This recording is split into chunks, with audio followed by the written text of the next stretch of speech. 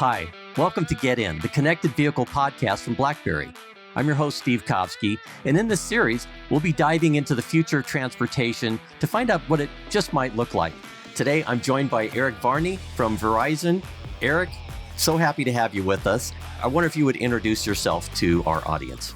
Absolutely, Steve. Thanks for the opportunity to be here today. And again, as Steve said, I work for Verizon Wireless. I've been with Verizon just over 18 years. I think I have one of the coolest jobs in the company, quite frankly. As recently, I'm now the managing director of all of our technology efforts. So when it comes to our vehicle telematics and platforms capacities within Verizon. So basically, that means I get to deal with all the new stuff, right? I get to look at all of the new technology and the capabilities, and especially where Verizon is now integrating our next generation, fifth generation networks that are out there with these self-driving cars and autonomous vehicles and everything else that you see out there, because you need connectivity. And Verizon is extremely happy and excited to offer that as we go into these next generation technologies and solutions. We kind of wanted to start out with your personal experience with cars. How did they sort of change your life when you got behind the wheel? Oh, geez. I mean, you mean my 1981 Toyota Celica that I jokingly said that didn't even have, my air conditioning was, I called a 3x60, meaning that you opened up the sunroof and the two windows and drove 60 miles an hour. And that was the air conditioning. And that was the advent of technology. Really, there wasn't technology in that car. The most technology there was the new stereo I put in it with the nice speakers, because I had to be cool listening to Van Halen in the car. But there wasn't much technology to be had in that car. It was four wheels that got you from place to place in a comfortable fashion, and got you where you needed to be. So that's really where, and again, America has a love affair with cars. There are classic vehicles all the way up to the next generation electric and self-driving vehicles that are out there today. So it's been an interesting kind of growth, sequence, especially for people from my generation, because we're trying to figure out exactly, hey, how does a car now fit into my life, rather than the other way around, where it used to be, it just was my transportation that got me from point A to point B. Now people are actually worried about the experience they have when they're in that car. And that's what I know we wanted to talk a little bit more about today. All right. Taking that experience, if we look fast forward 15 years from now, what does the future look like? What are the future trends that are going to be the biggest change on how we get from place to place? When you look at the technology that now sits in your garage, it is a complete market difference from what my little Toyota Celica from 1982. You've got a piece of technology now that can basically drive itself safely and securely from point to point. And it's now a matter of us catching up technology-wise. And when you think 15 years in the future, I think of shows like Minority Report, where driving was a thing of the past. You've seen where basically you get in the vehicle, whatever it might be, if it's a bus or a train or a car, and it takes you where you want to go because it's intelligent enough to know what you're doing and what you want to get done. And that's really where that future of transportation is going to be, not just for the convenience factor, but also the safety factor. We want to make sure that people get where they're supposed to go, that we get road deaths down to that acceptable level, if there are any deaths are acceptable, but really understanding what we can do and how we can go forward with technology and making it implemented into our lives and really giving us that real security and solutions that we're looking for down the road. How has Verizon thought about transportation previously, and how's that changing now to make this future a reality? Great question. And that's really looking at the detail of when we break that down. It's so much more than connectivity, right? Especially in the Verizon wireless sense. When we look at the network itself, connectivity now just becomes like oxygen. Right. I just need to have connectivity. A lot of people don't think into all of the other elemental pieces behind it that brings you so much power and capacity in connectivity as a whole, because it's not just getting your data, right? Everybody's used to, the great example I like to use is I watch television, right? I still remember trying to figure out how to set the VCR because I went and looked at a paper TV guide, heaven forbid, to know what I wanted to, if I wanted to record a show so I could watch it later on my VCR. Now, my son, as an example, he consumes content. He's got Netflix, he's got Amazon, you've got all these different ways. He doesn't watch what's on TV. He decides what's on TV. And in that same sense, we now have to be able to deliver, when we're talking about Verizon as a whole, we have to be able to deliver content at the point of need and the point of demand. So there's so much more in the network itself that we're delivering. Not only that fifth generation network, as we talked about at the start, where we have these next generation solutions that can push gigabytes of traffic in milliseconds of time, but also being able to have a network that is flexible and capable enough to be able to ensure that it's delivering data. Because when you're driving a car, you don't have a lot of excuses for having a slow network. You've got to have a network that's capable of pushing data at what I call the point of need. So what's really intriguing about all of this is that Verizon has built a network and is continuing to innovate in this space to deliver data, but also information in a very prompt amount of time.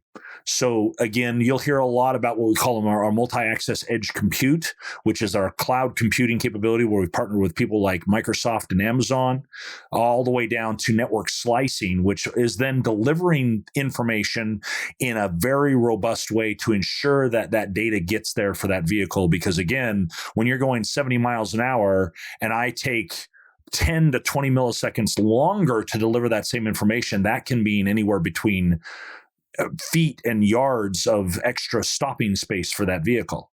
So all of these things now build into a cohesive strategy that Verizon is excited to have in delivering some of these next generation solutions for these cars today. So when 15 years from now, it will be just a thing of the past. Oh yeah, that's how we used to. Remember when, honey, I used to drive my car. Remember that? That was awesome, right? That's where we're actually looking to do now and help deliver solutions today that will be able to really see that future down the road. Tell me a little bit about the edge. Where is the edge now? And it sounds like that's going to be moving. But right now, you don't want to talk to the cloud to find out if your ABS brake should deploy, right? That's still far in the future. Where are we now, and what is this concept of edge? So it's great point and question in that, because the edge is moving ever closer to where we are. Right now, again, when taking us back on that technology roadmap that we all were thinking about, when I first started in information technology and doing technology back in paging days, I had an AS400 PC, green screen terminal sitting on my desk. That was what we called the mainframe world, right? Where we had all the information that sat in the main systems and were pushed down and just in a presentation on a screen to you. Then we went, and I still remember being all excited when I got my first PC that sat there on my desk that still had the AS400 benefits of all the capabilities behind it, but also had some local processing power. And now we fast forward to the smartphone of today, where you're carrying a device in your pocket that has more power and capacity than what it took to get the Apollo 11 astronauts on the moon. You're now carrying around in your pocket. On top of that, what's important is now saying, okay, if I can have that kind of capability and that kind of processing power in a small little chip that I can put inside my vehicle, but I also need to be able to make better decisions about the environment I'm in. So you used a great example of ABS braking systems. They need to be able to make decisions right there on the spot. You can't wait 2 or 3 or maybe even 30 milliseconds to find out what you need to do, because it's a matter of life or death at that point. So what we need to do is be able to make that so that information, it can be shared anonymously and autonomously across the networks. So when there are situations that are going on, and again, what I like to look at as an example is we got some snow up here in the mountains of Utah just this week. And I would love to know, instead of turning on the news in the morning, that my car would know how it needs to drive in those snowy conditions because of the feedback it's getting from other vehicles on the road. And that's the future of what we're doing, is being able to take that information that's relevant, but again, secure, and anonymous enough that we're not oversharing about everybody's information, but enough that we can then make intelligent decisions at the PC and at the device and car level, rather than trying to have a human making all those decisions on our own. That's why we have technology, was to make those things better. So we're pushing that edge ever closer to us, and that will continue to grow as Verizon has that capability in our capabilities that we're doing for that edge compute, as we talked about before, where now we're going to have that information right there available where the car needs it, rather than sitting in the cloud somewhere else that no one else can easily access it in a timely amount of time. In terms of what the car companies, how they view this, what are their needs? How are you working with automakers to make this future possible? Great. Yeah. And that's something, thankfully, again, obviously being here with you today on the BlackBerry platform side, that is something that we're teaming with BlackBerry very closely to do, because they're much in a quandary, right? They're in the old manufacturing mantras and capabilities. We've seen this. In fact, it was interesting talking with a luxury car maker just last week about their specific vehicles. And he shared with us that there is over 1,600 chips in these vehicles that they're deploying today, for anything from the lumbar support to the head unit in the car where your audio entertainment is coming from. There's so much technology that's going on. And so they're trying to tackle this challenge of now trying to make this huge computer on wheels, is basically what they've created, and trying to simplify it a little bit more for the manufacturing process. So they're wanting to increase the user experience in that vehicle, right? As we've come to expect with our smartphones, right, that we carry around with us today, and making that experience in the vehicle where I have the customization, but then what they're most concerned about is then making sure it's secure, making sure that that data stays where it's supposed to stay and not that it can't be used nefariously by third parties in any way, shape, or form. But then also making sure that there's convenience there and there's a good user experience there. And they're trying to balance all of that with the technology side and also the reliability and capability side. Because again, I was reminded by this same gentleman last week, you really can't blue screen of death a car while you're driving down the road at 70 miles an hour. It gets a little bit rough there, right? So you've got to make sure the reliability is there. Yeah, absolutely. Safety has to be number one. But they've got a lot of integration work to do. It brings up the concept of the software-defined vehicle, because that is really going to be a major enabler. In addition, what are some of those enablers that need to develop before we can reach this autonomous future of driving? Right. So yeah, that concept of the software-defined vehicle is a really intriguing concept, just because of the challenges that it presents. Because now you have vehicles that are not so hardware specific, right? Whereas I remember getting the Chilton manual for that aforementioned 1982 Celica that I had. I had a 350-page manual that told me how to do everything in the car, from changing the brakes and bleeding the brakes to rewiring the tail lights in the vehicle. I could do everything with that 300-page manual. Good luck doing that today with a car, right? So what you're seeing, this interesting change that's having to be, is that especially you've got industry leaders like Tesla and Rivian that are out there today. They have created this software-defined vehicle chassis and baseband of vehicles. So now you have the ability to say, okay, I have this functionality today, but I want to be able to do more things down the road. They have that basic chassis that's now in place that can accept upgrades.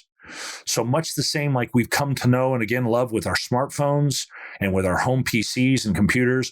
They can introduce new features and capabilities in that vehicle to refresh it, because the interesting thing about the vehicle is there's a huge shift in reliability. Now, we talked about that again, my 1982 Celica. It wore out. A typical gas vehicle is going to typically have about 250,000 miles if you're lucky on it before it's completely worn out, and certain components of the vehicle have to be completely changed out, and it becomes unattainable to upgrade the vehicle. Whereas when you look at these next generation electric vehicles that are coming out, they're talking about vehicles that'll be on the road for 10 plus years and 1 million miles or more, because there's less parts to wear out. So you've got to build a product as an automaker that people are going to love, but continue to love over time, that can evolve and really start to do some interesting things. So that's where Verizon's extremely involved in knowing that you've got to have connectivity to that vehicle, because you can't guarantee that it's always going to be on your home Wi-Fi. right? What if a critical upgrade for the braking system, as you talked about the ABS braking system earlier, comes out? You don't want to wait until you can get into a hotspot somewhere. You want to make sure when you've got critical updates like that you have reliable connectivity that's available to the vehicle. And that's where Verizon comes in from that connectivity standpoint to ensure that it's secure, but it's also fast and reliable nationwide and globally. What are some of the hurdles that we're facing? You mentioned hotspots. Obviously, having universal coverage is something that Verizon works really hard on. What are some of the challenges that you're facing? So yeah, some of those challenges, again, is building that strong foundation. The good news is that Verizon already has an extremely strong foundation of network technologies. And again, we're talking about 5G today.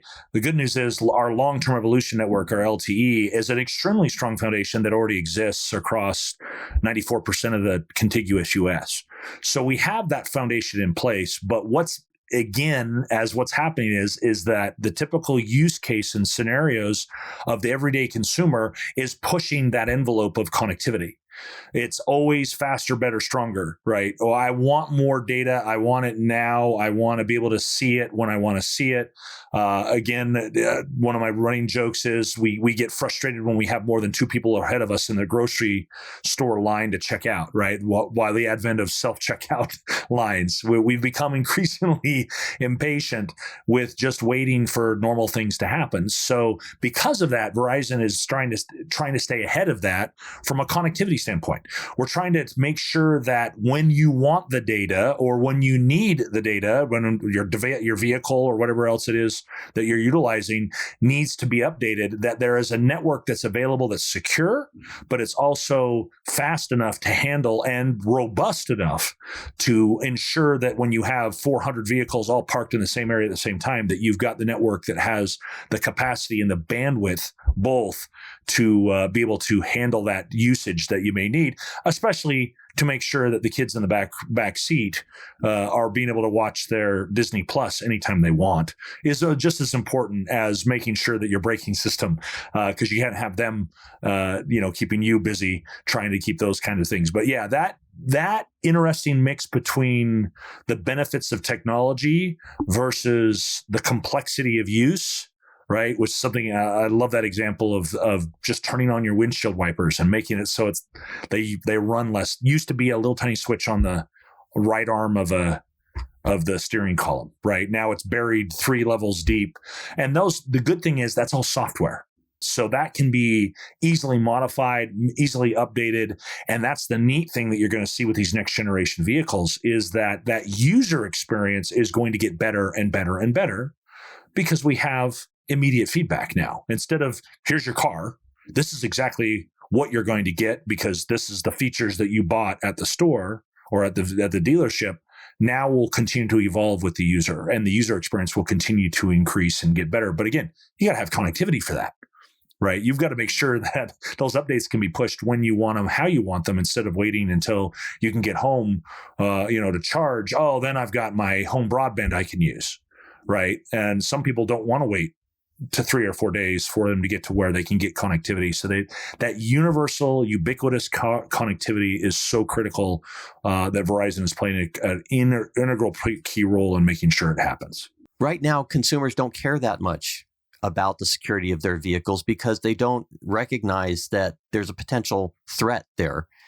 Perhaps that will come about. But in your conversations with automakers, and Verizon is very much a security company, it's in their DNA, just like with BlackBerry.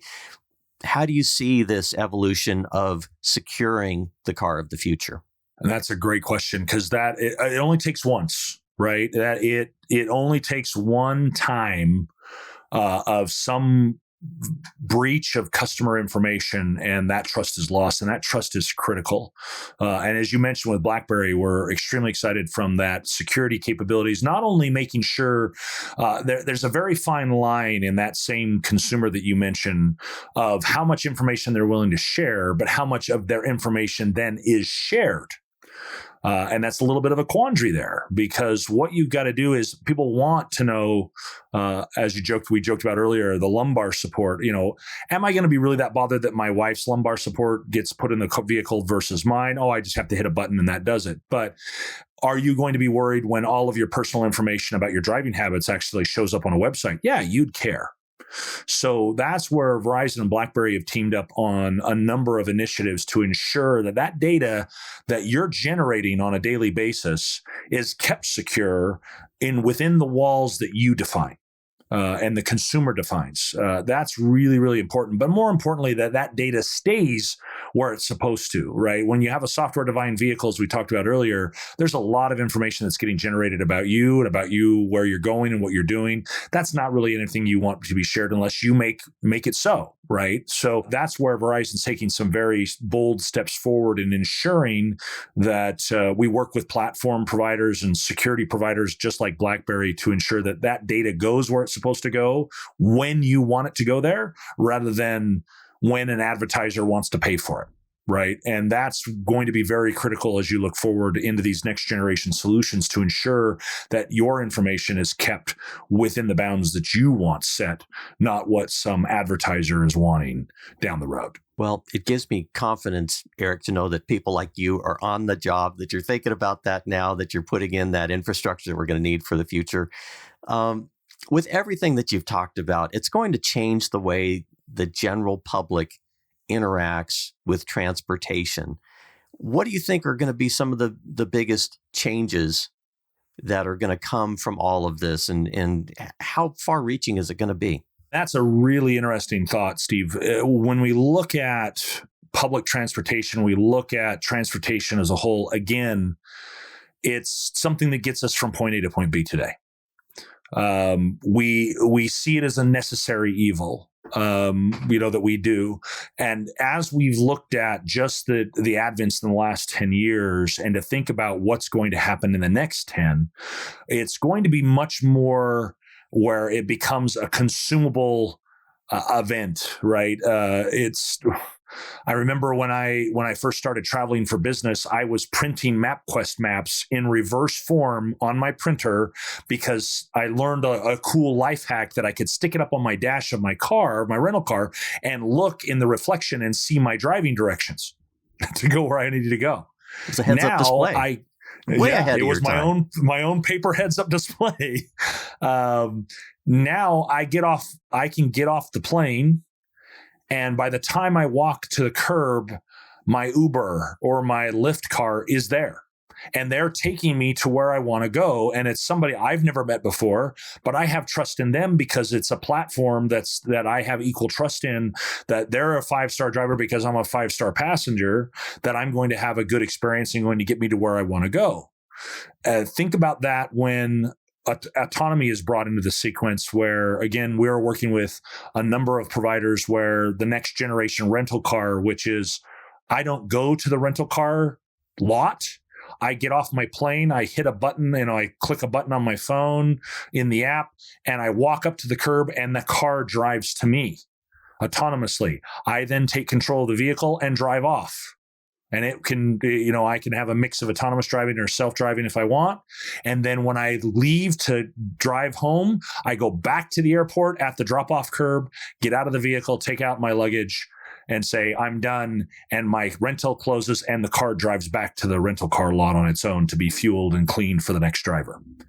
So that's the future that's happening right now. Those are the technologies and ideas that we're working on as a company right now. So to think about where the next generation of solutions, from tunneling under our cities to move people quicker without traffic congestion, to drones and possible, vertical takeoff and landing type vehicles down the road as well. There's some really interesting things, but they all take data. And they're all going to take connectivity, and they're all going to take that time to make sure that they're interacting with each other safely and securely. So yeah, it gets really exciting to think about when I think about how I'm going to get off of on my next business trip in the next 10 to 15 years and what that experience will be. Is there anything else that we haven't touched on in this podcast that our audience really needs to know, something you really want to get out there to both consumers and automakers? No, I just say, as always, stay tuned, watch close. Some really exciting things are coming out, especially that you'll see start of the end of this year, start of next year, where we're really pushing forward in the autonomous space as well as in that connected vehicle space to really make that next generation user experience a reality, right? And really start to do, because we all have a social responsibility. And I always like to end with that, Steve, because again, we have limited resources on this earth. I want to be very careful about that. And Verizon has a very strong corporate governance around ensuring that what we're doing, we're delivering without harming the planet and not destroying this resource that we have that we're all upon. So that's something that's very important that I always want to talk about. Yes, technology is great. Yes, all these things are great. If we don't have a clean air to breathe and clean water to drink, who really cares if my car can drive myself, right? So there's a lot of social responsibility and sustainability that Verizon's paying extremely close attention to in this space, that we're making sure that as we deliver next generation solutions, that we're also delivering them in an eco-friendly way to ensure that we're not harming the environment while we're doing so. I'm so glad that you brought that up. And that is one of the trends that all of this work that you're doing, that BlackBerry and its other partners are doing, is helping fuel, if you will, this transition to electric vehicles, to cleaner ways to move ourselves around. And that's a great bonus that all of this inflection of technology is giving us. I want to thank you very much for spending this time with us and for the work that you're doing. And I'm looking forward to future conversations to see how we're making this transition and the role that Verizon is playing in it. Absolutely, Steve. Thank you again for the time. I appreciate it. Well, that's the end of our episode for today. But if you'd like to get more information on the topics or our guest, check out blackberry.com/podcast. Get in. The Connected Vehicle Podcast from BlackBerry is available wherever you get your podcasts. And don't forget to subscribe to keep up to date with our latest episodes.